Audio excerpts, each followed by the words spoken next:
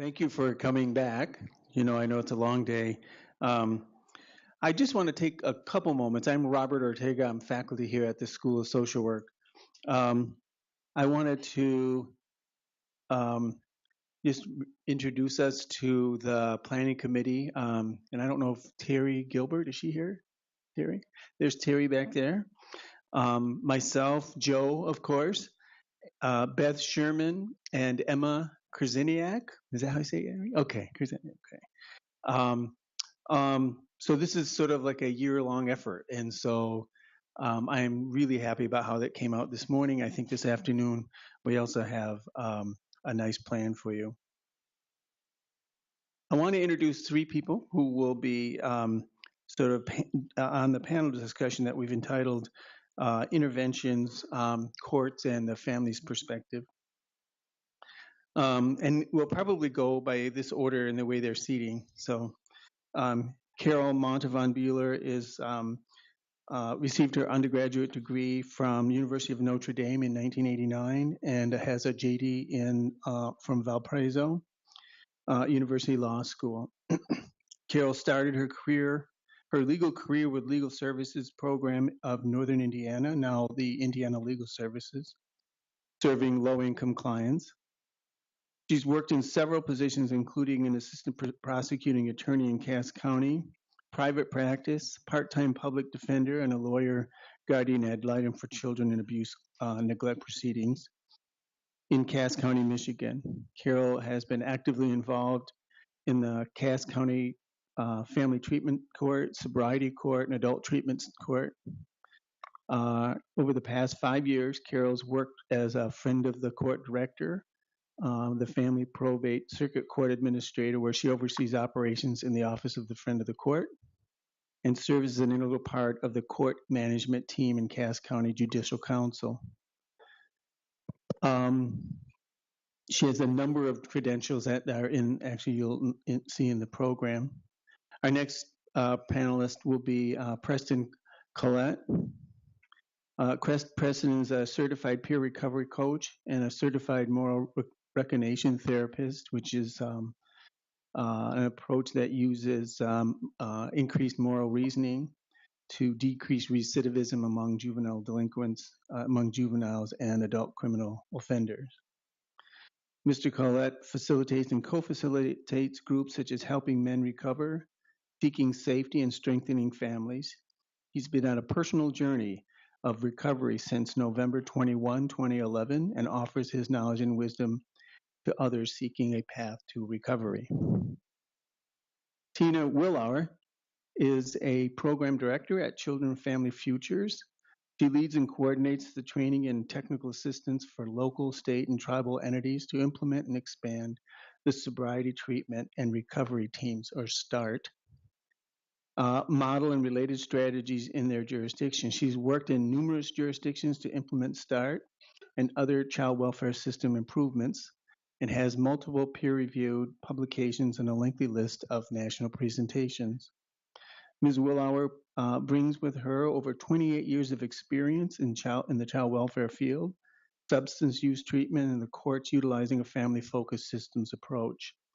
Before joining Children and Family Futures in July of 2017, Ms. Willauer served for over 10 years as director of the Kentucky Sobriety Treatment and Recovery Teams at the Department of Community-Based Services. And so with that, I will turn it over to our panelists here. And then hopefully we'll have time for question and answer afterward. Good afternoon. First, let me say, for some reason my clicker is doing something here. Okay, sorry for the technical difficulties.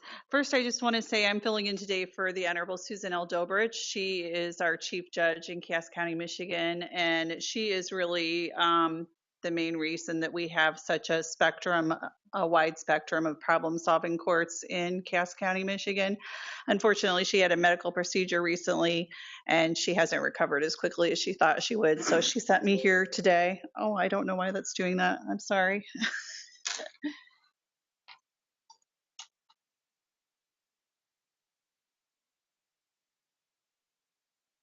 Okay, I'll try to stop doing that throughout the day today. I just wanted to give you her apologies. So thank you so much for having us. Um, Cass County is a small county down on the border of Indiana and Michigan, and our population in Cass County is only about 50,000. So we are rural and small, but we are so fortunate because we just have this whole continuum of care for our families who are involved with substances in our county, and that ranges all the way from our family treatment court, which was our first problem solving court, all the way to our swift and sure sanctions probation program.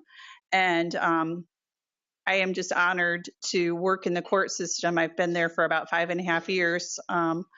And I'm honored to be able to use my legal background and my own personal background, my experiences, to be able to be involved in something that is so transformative. If I asked everybody to raise your hands, I'm not going to, but I'm sure that everyone in this room knows somebody in their lives who has been touched by substance abuse.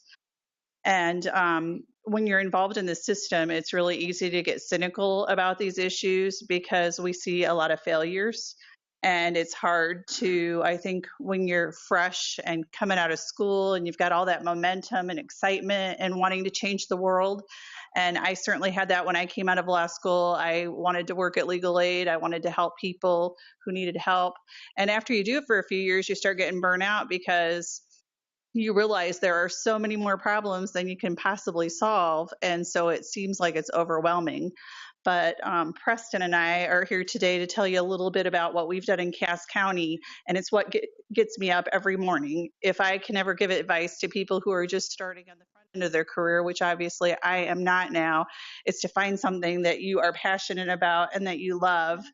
And now, as I look back over my life, I see how every little single step in my journey has brought me right to where I am today. And I am so fortunate to be working in the area that I work in because I get to see people have the opportunity to transform their lives each and every day. And does that mean that we don't have failures? Absolutely not.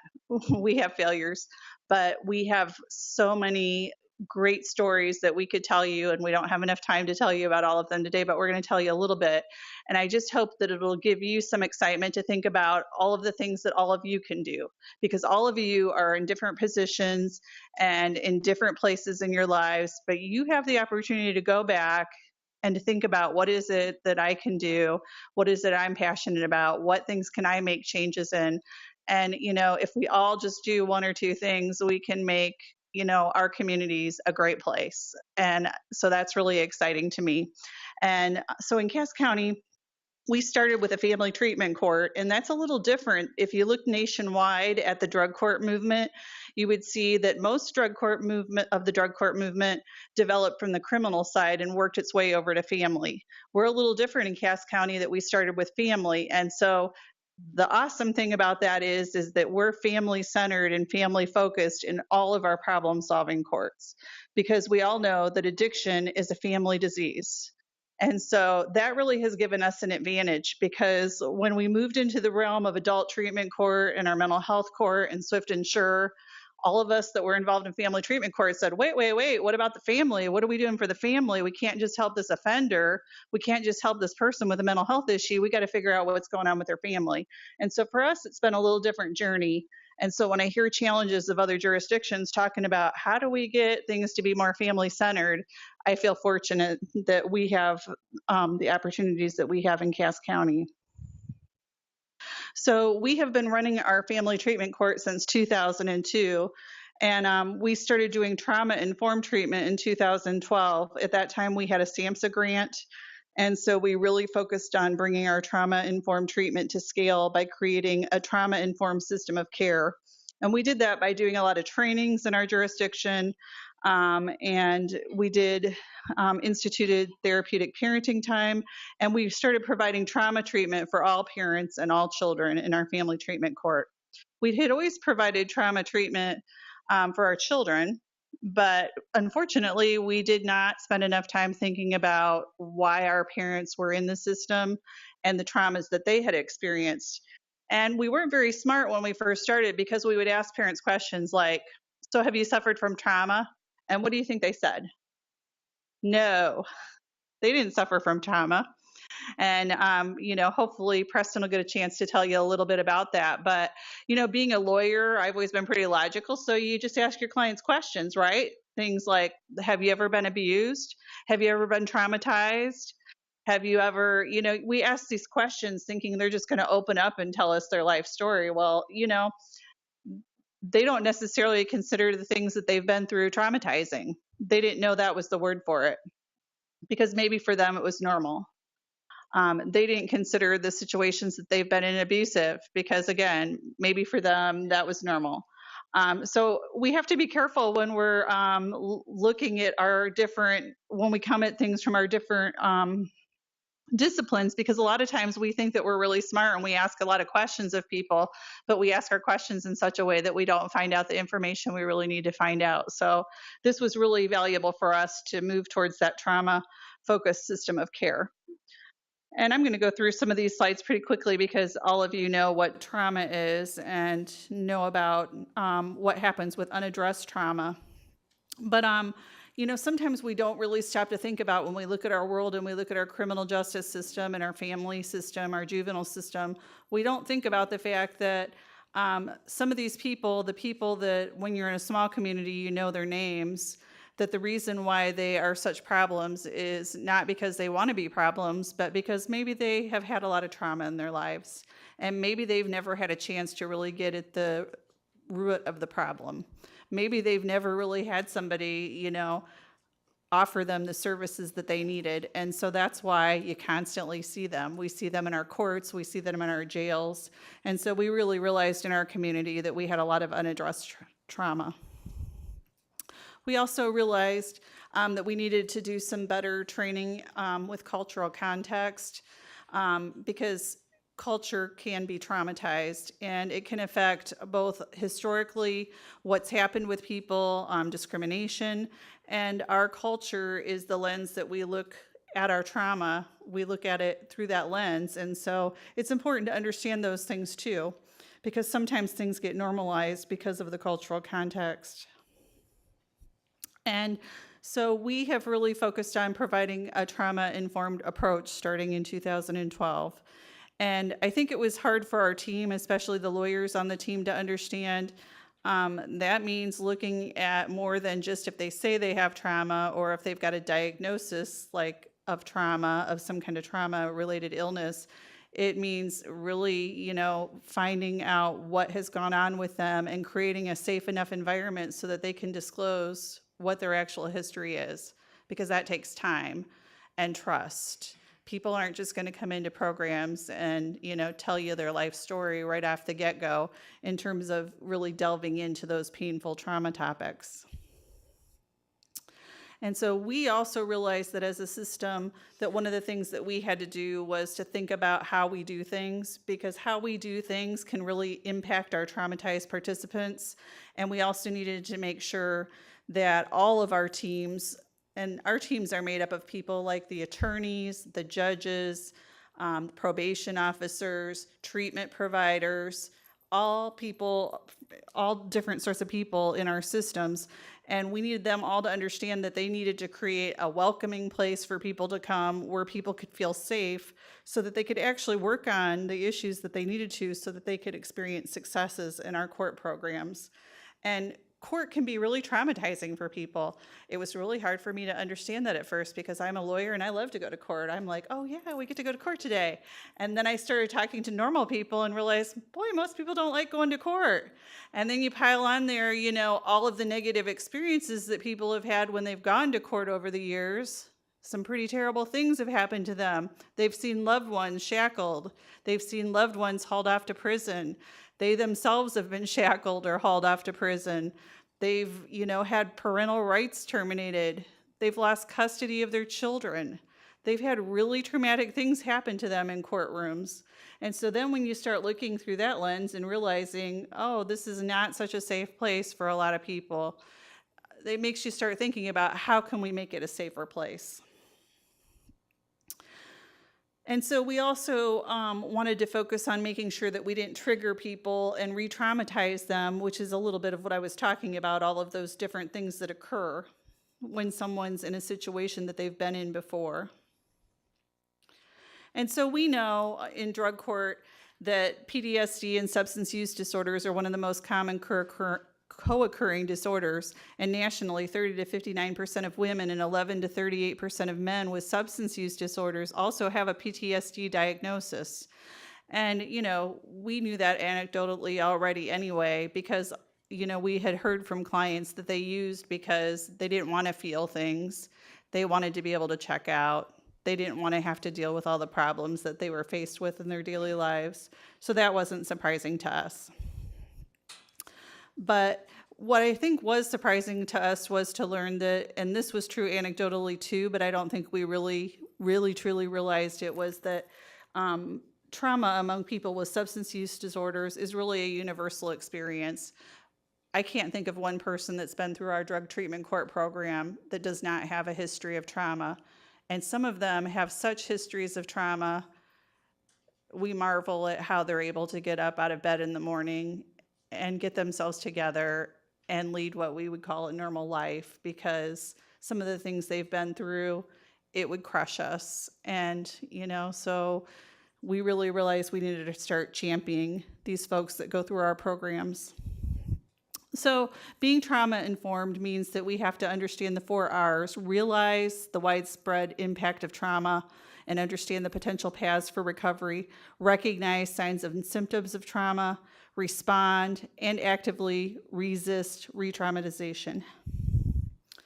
And so I know the judge, if she was here, she would tell you it's really important for judges to be trauma informed, because a lot of judges create a lot of trauma to our participants.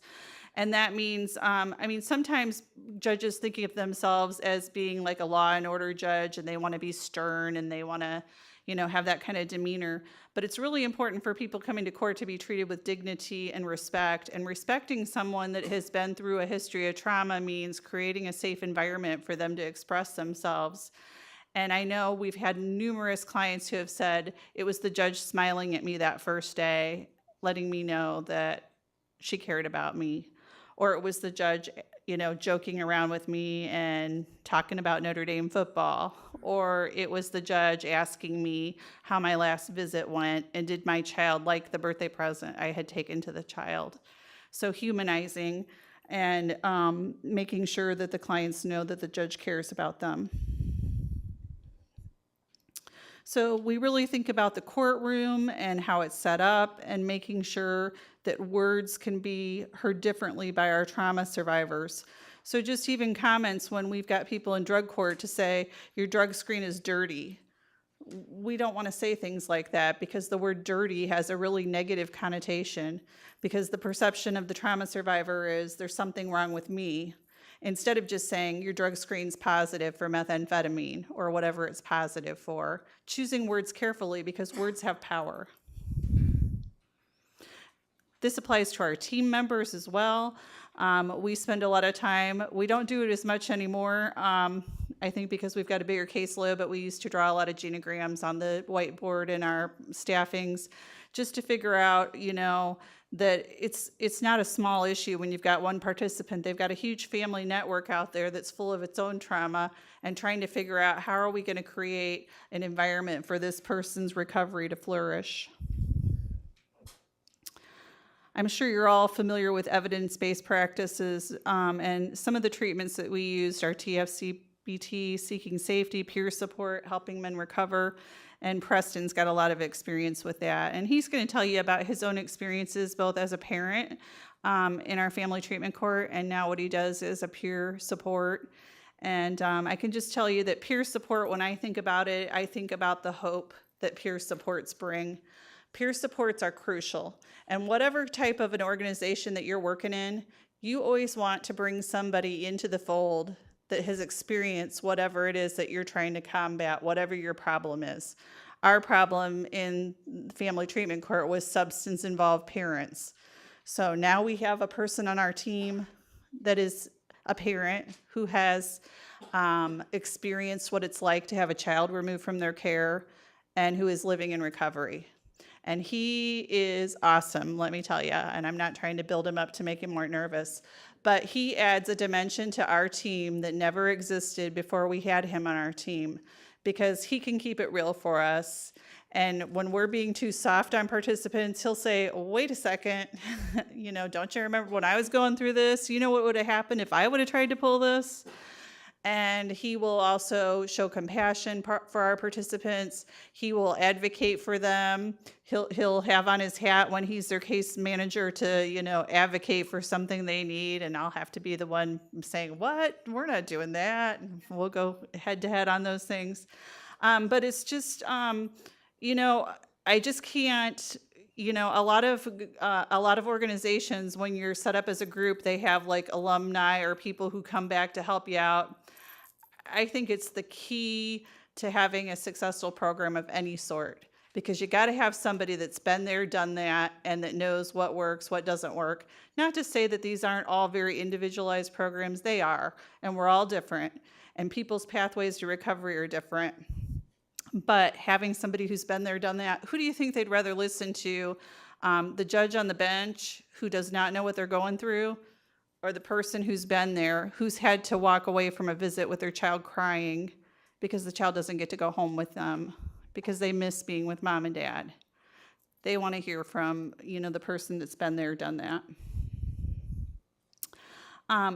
Peer support, if you look at the research, and I'm not going to go over all of it with you today, you've got the handouts, but the preliminary information shows that it's a situation where, I am so sorry, all my technology problems happen at once. I just got a new Apple iWatch and I don't know how to operate it. I'm sorry. Okay. I'm old enough that I don't know how to do things. And I don't know why, but it cleared off everything on my screen. Hopefully everything's up there. But so I'm going to turn it over to Preston at this point in time. But I just wanted to leave you with a few closing thoughts. And that is, again, taking back to where I started, remember the things, even if you're at the start of your career, remember the things that made you choose to get involved in whatever your field is, social work, law, whatever it might be. And then really try to capitalize on those things and then mix your own journey into there, because we all have life experiences that I believe don't happen by accident, that make us at the right place at the right time to make a difference, even if it's for only one person. And I know I have been in a crowd before and been that only one person that's been positively impacted. And I feel strongly that if you can impact one person, my day is successful. And so, think about the small ways that we can all do those things. And I think that leads to a life that's well-lived and very satisfying, because at the end of the day, we all crave connection and we crave having success. And for me, success is being able to know I connected with another human being, and for one moment we understood each other, and maybe I could make their life a little bit better understood or a little easier, and the same might be true of me. So we really appreciate the opportunity to share Preston's story with you and some of the successes we've had in our family treatment court, because we love doing this work, and we love everybody thinking about how we can make our systems better, because we need to make our systems better. Our children are counting on it. Our families are counting on it. And we've got to work as hard as we can to make the future brighter for all of those people that we serve. So thank you very much.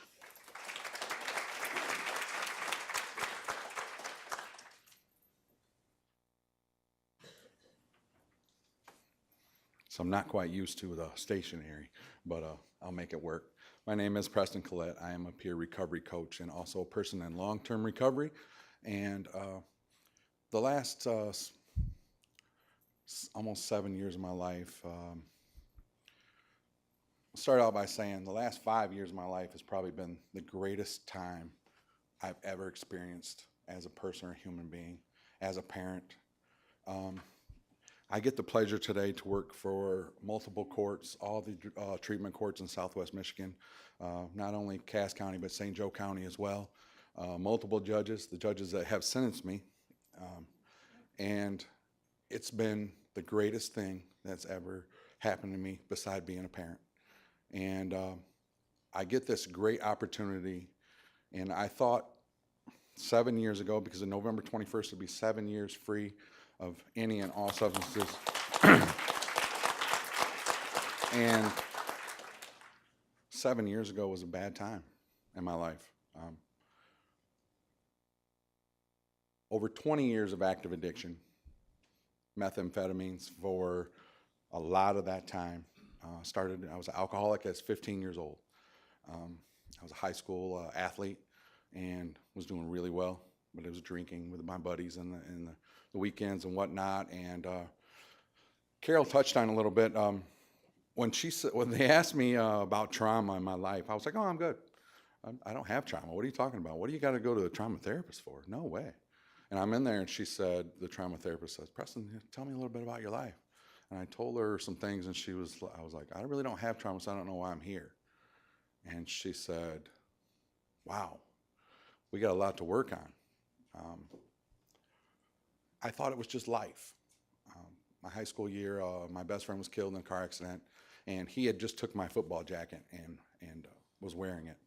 And they couldn't, I knew a lot of the fire department people because my family's pretty prominent. I had a wonderful father and mother. My father passed away in 2009, but I was raised pretty good. I mean, I had a solid family. And to me, I don't know what happened to me. Why in this great structure, 47-year parents married, no divorce, what happened to me? Why did I make the decisions I did? And I was wondering why. Got the call, my dad got the call that I was killed in a car accident. Well, I was in my room. And he come back there, and that was part of losing my best friend. And then shortly after that, my dad falling 40 foot from a building and being paralyzed from here down. I didn't see that as trauma. I saw that as life. Being an active alcoholic, I wanted to quit because I felt alcohol played a major role in my best friend dying. But see, I had zero tools in my life at that time.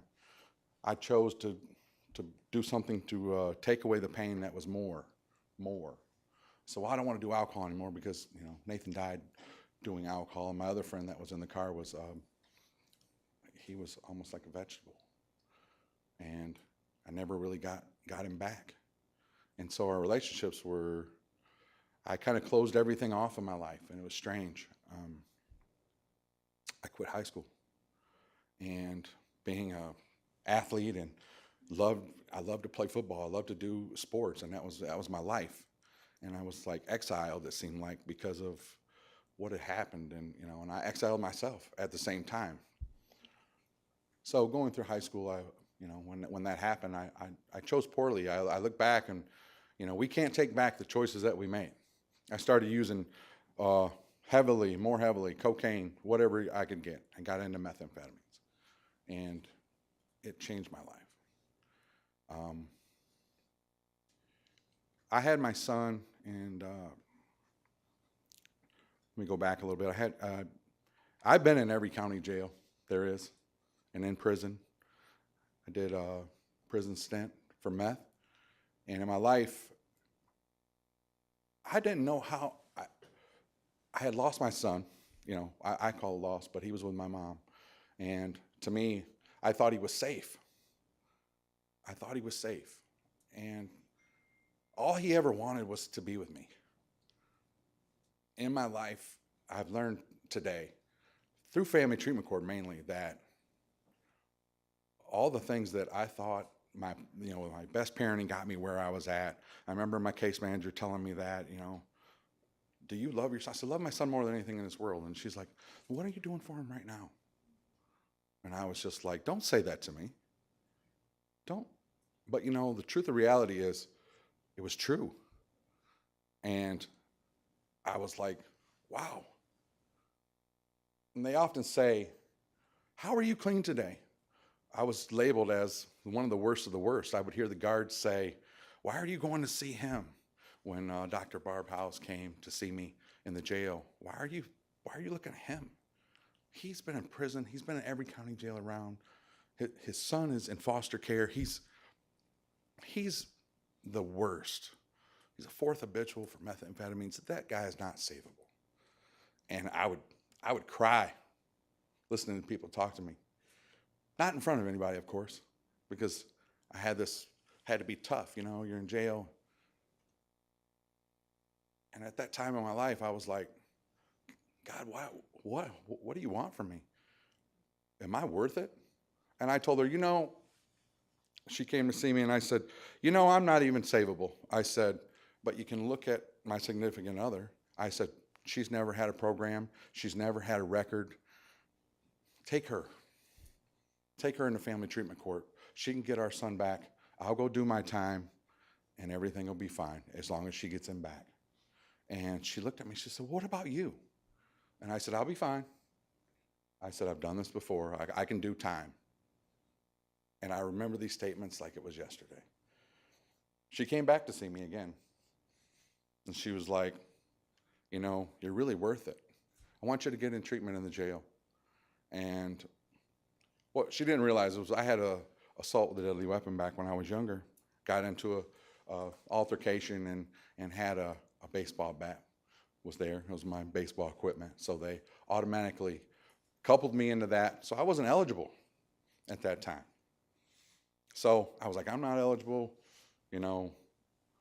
Swift and Sure wasn't around at that time. There was no outlet for me really. But I went to treatment anyway in the jail. And I was on parole. And so it really wasn't a fast process. I think I did almost a year at that time. But I've started finding some things in how Tom Howes, which was Dr. Barb Howes' husband, which I didn't realize at that time, and it was just how it works. He said, I remember you years ago in a treatment setting. He said, you were like the best guy in the treatment. I was clean at that time. I had got clean for like 2 years, and I was in college, and I was trying to do the right thing. And I relapsed. And I was in this treatment with him. Well, he saw me again in the jail. He was the meth coordinator or whatever. So I got in treatment there, and I was the first person in Cass County in the meth treatment to graduate. And he was like, you have a lot to offer. And I was like, well, I appreciate you. I appreciate all that's really been done for me, but I don't have a chance. Well, long story short, I got into a program. It was called Second Chance, and it was for assault offenders, which gave me all the treatment that family treatment court offered. And I remember seeing Judge Dobrich, and she did smile at me, and she said, "You're worth it, and we do recover, and you can make it." And I had a case manager. Her name was Megan Long. She was the toughest person ever, it seemed like. We would battle back and forth because I thought my way was the right way. But she taught me how to be a man. She taught me how to be a parent. She taught me so much. And I would say, man, you're like my best friend in the whole world. And she said, we're not friends. And I was like, what? What do you mean? And she would, and then I often would think about, what is a friend? Someone that'll hold you accountable, tell you the truth, be there for you 24/7. She was my best friend. She did all the things that an awesome friend would do. And she took the time really to show me the way. And I gave her all the credit, and she said, Preston, you do all the work. I've learned through family treatment court and their services how to be the parent today. I live such a great life today, and I have found through this system, the social work, people like you that care so much. I applaud each and every one of you who help people each and every day. This is my passion. I want to help people. I want to guide them. I want to change people's lives. I sit in a prison cell and I wondered, what in the world? What have you done? And often people say, how do you change? I'll get back to that. How do you change? How did you get, why do you have this great passion? I would read the reports, the DHS reports, and it would say that he would cry himself to sleep at night, wanting to be with his dad. And I've been through, like I said, every jail that you could put me through. Nothing hurt me worse than reading that. And I finally realized, looking through a different lens, that wow, you're selfish. What your choices have done, what you have done in your life has put your son that didn't deserve any of this through so much. And I worked with the foster family. I got I started putting every effort into the trauma therapy, understanding my addiction and my disease and all about it and all about what I could do to change my life so he could have a father. And today we have this great ability. We live the dream. He often says to me, I just bought a new vehicle yesterday, and he was like, Dad, this is the coolest thing ever. And he's 16 years old, so he's like, I'm going to drive this to school. And we live together today, but we live in safety. No more locked doors, no more things of that nature. My son, he speaks of me often in the schools, and everybody knows me in our county. They're like, wow, I was the football coach by day and the drug addict by night. And, I was a great coach. I had 4 years undefeated. It's my passion. But the kids were my passion. I found out it wasn't the football. It was being with the kids. And I want to be something different in my life. I want to make a change.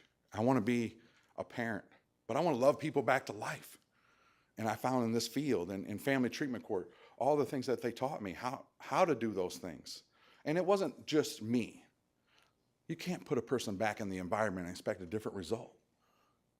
You got to heal people around them. You got to heal damaged relationships. Why peer support? Why not? I often said when I walked in the room, I was like, because I work for adult treatment court, I work for Swift and Sure, I work for family treatment court, I work for the Department of Corrections today, I work for the probation department, and they're like, often people come back through and they're like, oh my God, what are you doing here? I said, work here. He's like, what? All the old guys who come in like, oh my God, you're one of them. And I was like, yeah. I said, why can't we all get along? Because I found out that this team and the treatment, all they really want is to better you. They're not against you. I always thought when what did they say about me back there? Now I'm back there, and I was like, did you talk about me like this? But like she said, I get the ability today to help others, help children, build hope, and understand that there's hope. We do recover. There is people can change each and every day. I often say in my life that problem with most of us, we're like the rest of us. We all have a hurt, habit, or hang up. I started community-based 12-step meetings. I love it. I stay connected, and I think that's really huge, to be able to stay connected and understand that, we need to show people in the community, we need to show them that there's pro-social things to do. There's activities that there's things we can do clean and sober. We have these once a month. We have basically it's a pro-social where people can come and bring their kids or do anything and just have bowling. We went bowling. We've done vigils. We've done a lot of events, and we continue to do those things because they need to see together that we can do things together. We can be a community of recovery. And for me, what Carol and Judge and my case manager and Barb and all these people have instilled inside of me was not to be the man, but be a man. And I thank them with all my heart each and every day, because to get this opportunity to come and to be a part of such a great thing is really one of the greatest things that could ever happen to a person. I thought I was hopeless. I had no drive whatsoever to be I was at the end of my rope. I really was. And what was instilled in me and continues to be instilled in me each and every day is that they care. Each one of you care. Each one of you can change one person. And if that changes the world around that person, you have changed the world. I often say this, and I say it, we can help one person, one family, one person. Isn't that enough? Isn't that the difference that people need to make in our lives? I know it helped me, and it continues to help me and my family, and it has been awesome and continues to be. And I just want to thank each and every one of you today for allowing me to come here. I could speak for hours, really, and I know I only have 1 minute. But I just want to thank you first and foremost. I want to thank Family Treatment Court and all the treatment courts and all that you do for each one of us. And I can speak for a parent that has walked away with a child that they have to leave their visit. And I speak for those same people today. It never gets easy. It never gets easy walking away from your kid. I have had issues with foster care. But we have to work through them because they were doing something for me that I couldn't do for myself, and I thank him for that. So I thank God for each and every one of you today, and I just want to thank you.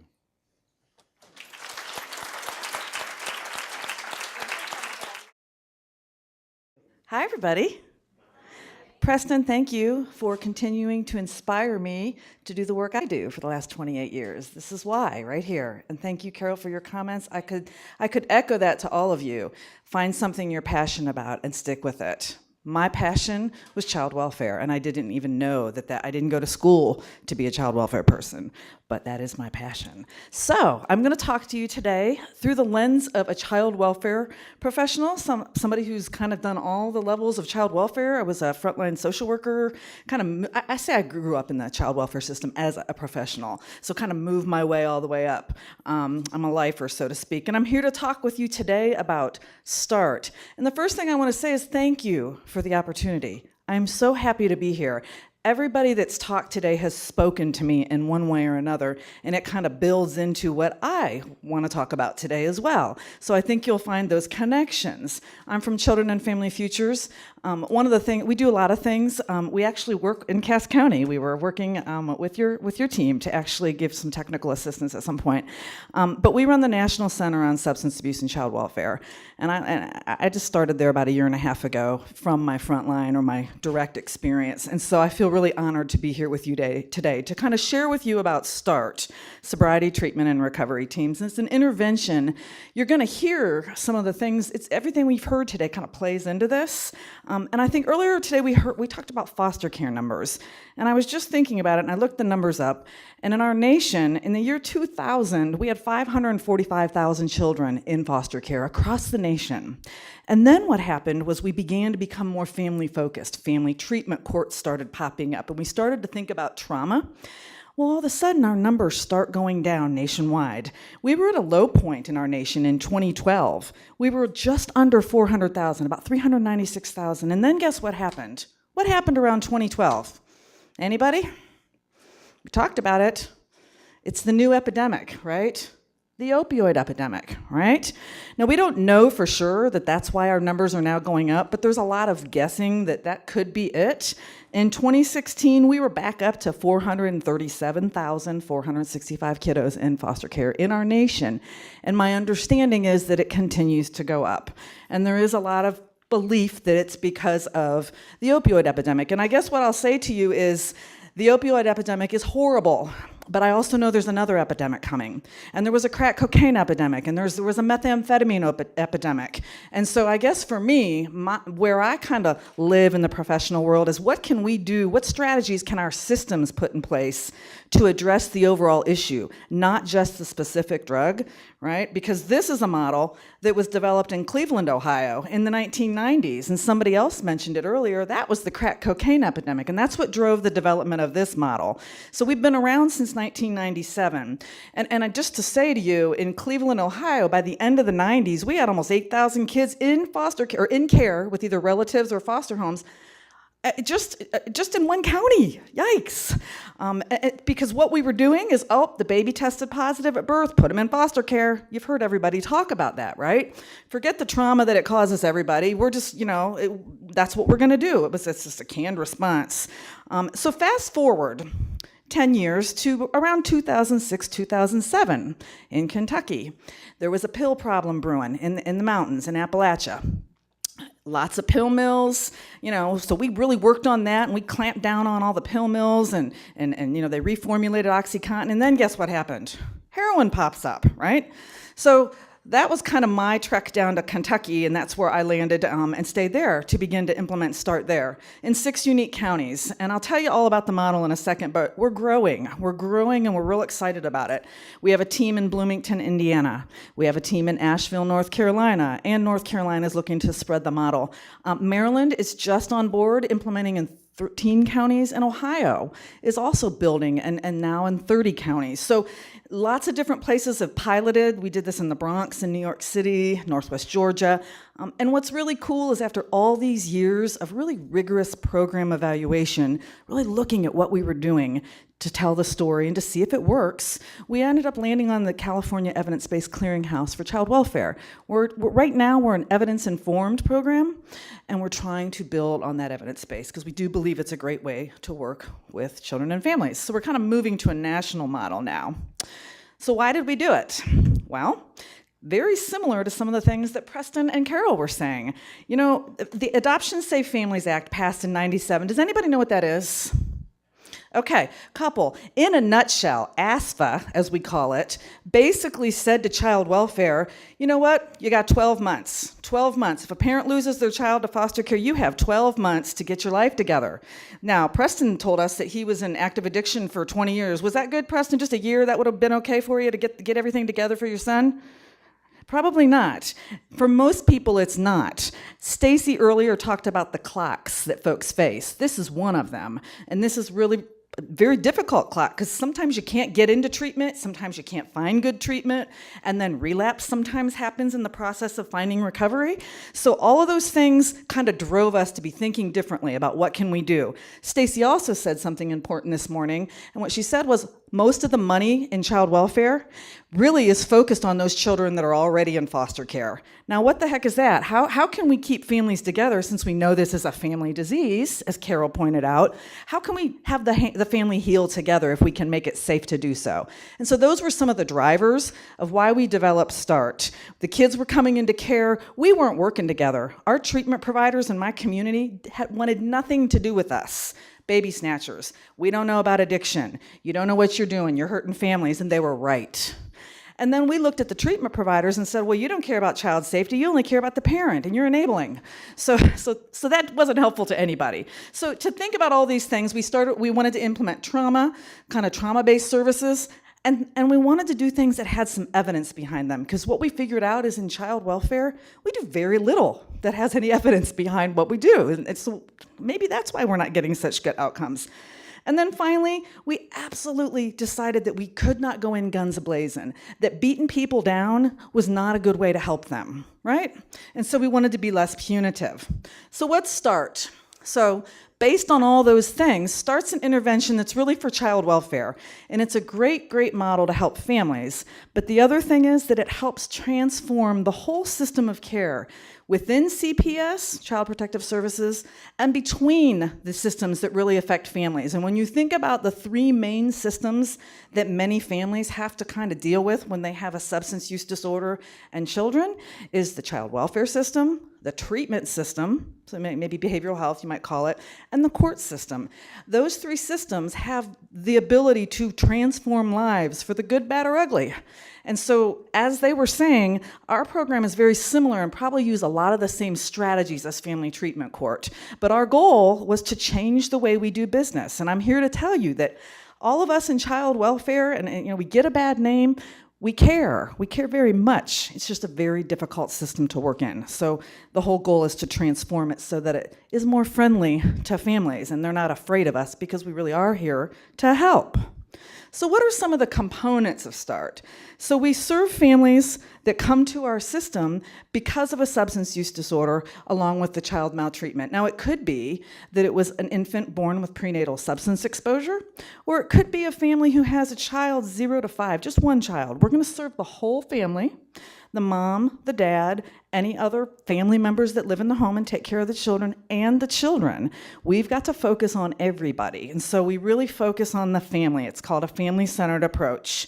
We look to identify the families that need that intervention within the child welfare system in 10 days. And maybe it's on day 2.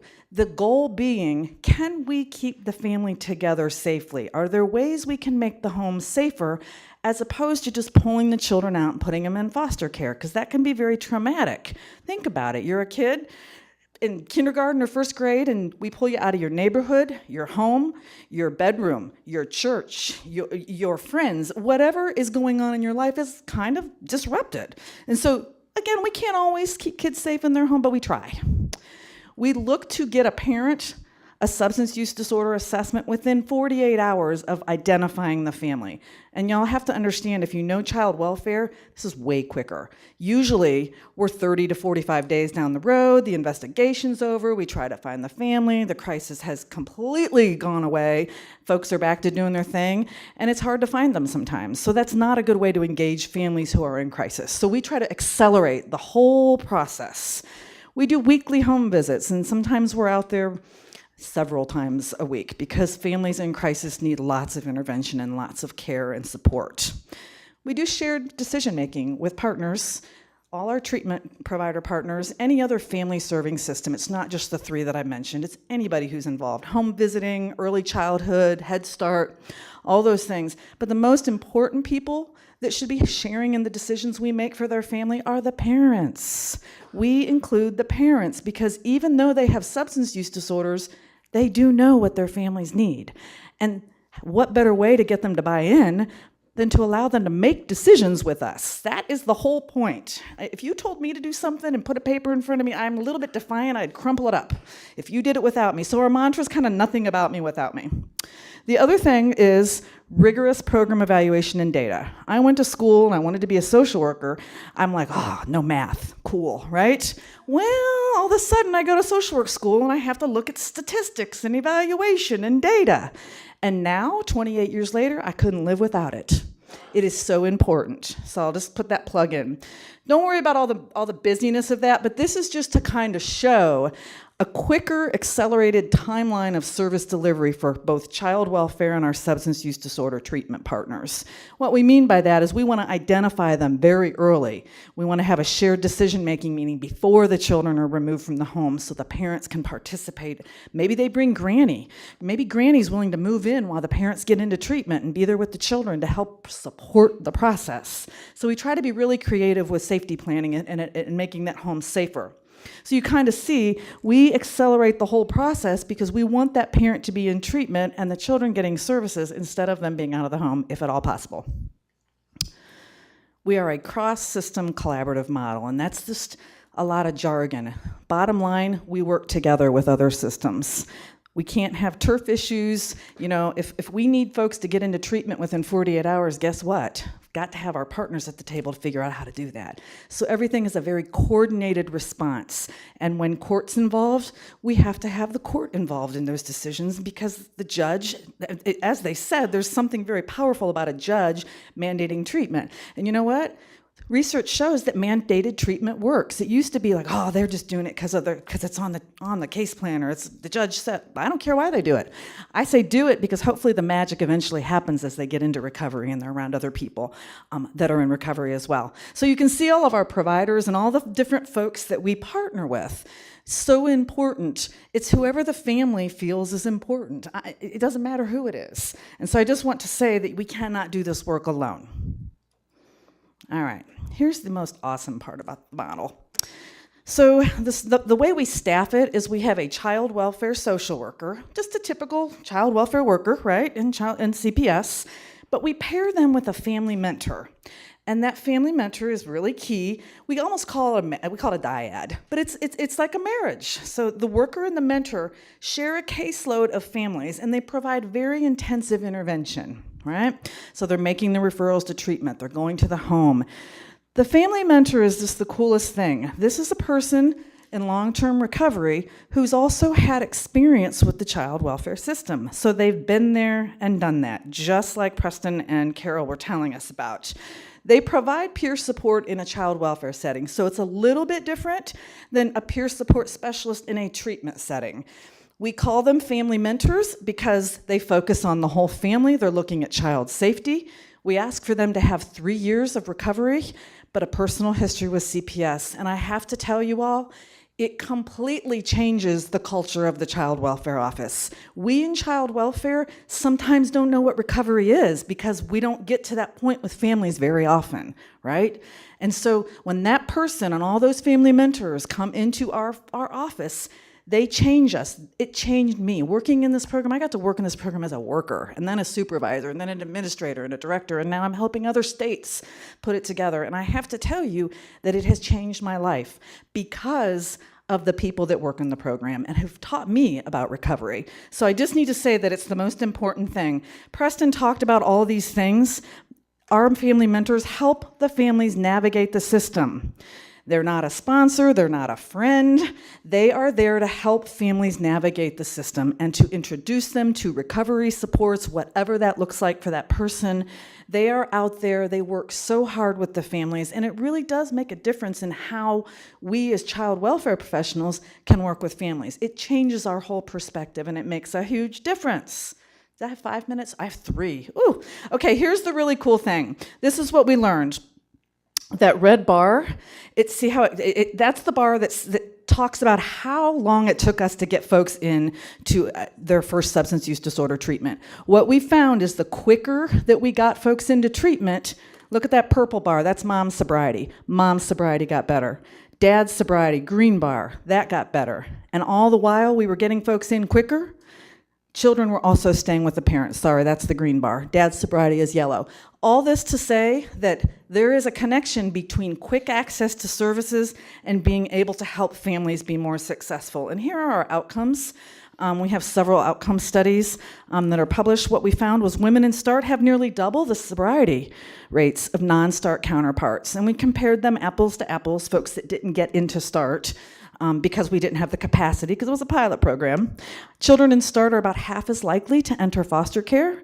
At case closure, about 75% of our kiddos either had remained with their parent through the entire intervention or they were reunified with their parent. We know that parents were getting better because we used a tool to kind of assess. It's called the North Carolina Family Assessment Scale. What we found was not only are they checking things off the list, but because of all the interventions and services and parenting programs, their capacity to parent was getting better because we know that some of them have never parented sober before, right? And then the cool thing for funders is that for every $1 we spent on Kentucky START, we saved $2.22 just in the offset of foster care costs, y'all. And you know that when somebody finds recovery, there are lots of other cost savings in community as well. So that is the elevator speech. And I guess all I'll say about START is for those that are implementing, and hopefully Michigan will adopt this model at some point, is that it takes a long time. You all probably know in family treatment court, it takes a long time to actually transform a system and actually reach fidelity to any model, several years. So we are chipping away and slowly, hopefully, growing to be a national model. Our hope is that START will be on the clearance or the clearinghouse for the Family First funding that everybody kind of talked about today. There's a very good chance we will be, which would open the doors to more jurisdictions doing this kind of a model that really just changes the way we do business with children and families. So with that, I think that's my last slide. Yes, I did it. I did it in 20 minutes. Okay, Emma, thank you. And thank you, everybody.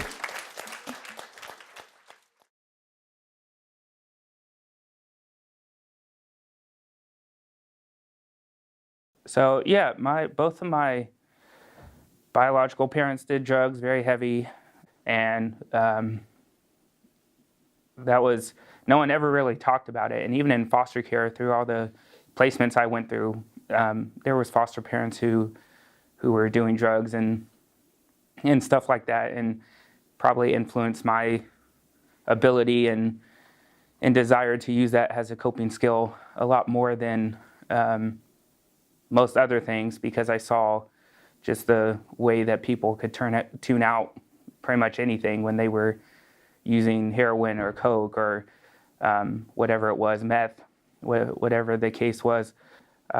So to me, it was always a useful coping mechanism, and even being sober today, that's still an understanding I have. So doing the work that I do, being a social worker and working with foster youth and stuff like that, I understand their their need and desire to do drugs. So it's really helped me be able to talk to them about it and help them understand that there is different ways of dealing with pain and suffering and oppression and abuse and stuff like that, rather than just, hey, I'm gonna tune out life with this bowl or with this hit or whatever it is.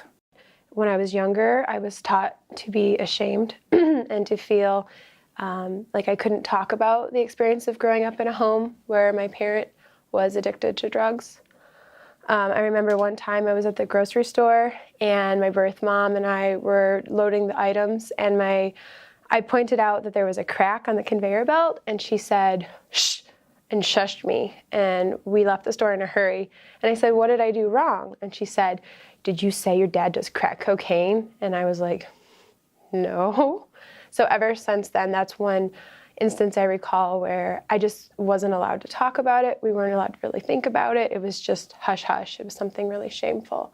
But as an adult, after years of therapy and self-reflection, I'm working on finding more peace with that experience and just being able to kind of understand maybe where he was coming from and what led him to some of those choices.